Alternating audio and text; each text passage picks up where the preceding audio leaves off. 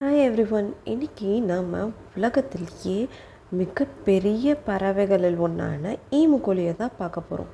இது 2வது இடத்துல இருக்குங்க. முதல் இடத்துல இருக்கிறது ஆஸ்ட்ரிச்சு. 2வது இடத்துல தான் இந்த ஈமுக்கோழி இருக்குது. இந்த ஈமுக்கோழியோட ஹைட் மட்டுமே 6 அடி இருக்குங்க. இமேஜின் பண்ணி பாருங்களேன், நம்மளை விட அது ரொம்ப ஹைட்டாக இருக்கும். அதோட உடம்புலையே கழுத்தும் காலும் தான் அதோட ஹைட்டுக்கு ரொம்பவே ஹெல்ப் பண்ணுது. அதோட வெயிட் கிட்டத்தட்ட 45 கிலோவிலேருந்து 50 கிலோ வரைக்கும் இருக்குமா. ஈமுக்கோழிக்கு 2 இறகுகள் இருக்குது, ஆனாலும் அதனால் பறக்க முடியாது. என்ன தான் பறக்க முடியாட்டியும் அதளவுக்கு வேகமாக ஓட முடியாது. 1 மணி நேரத்துக்கு 50 கிலோமீட்டர் அளவுக்கு ஸ்பீடாக அதனால் ஓட முடியுங்க. இந்த அளவுக்கு ஈமுக்கோழி வேகமாக இருக்கிறதுக்கு அதோட விரல்களும் ஒரு காரணங்க. அதோட காலில் 3 விரல்கள் இருக்குங்க.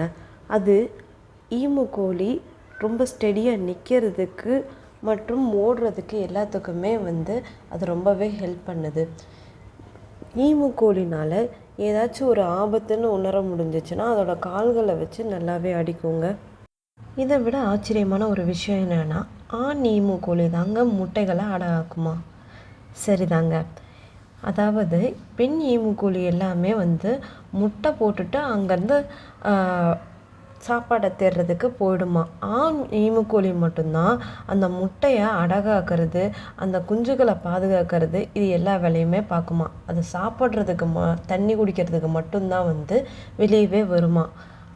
அதுவுமே 56 நாளைக்கு அந்த முட்டைகளை அடகாக்குமா. அதுக்கப்புறம் தான் அந்த முட்டைகள்லேருந்து குஞ்சு பொரிக்குமா.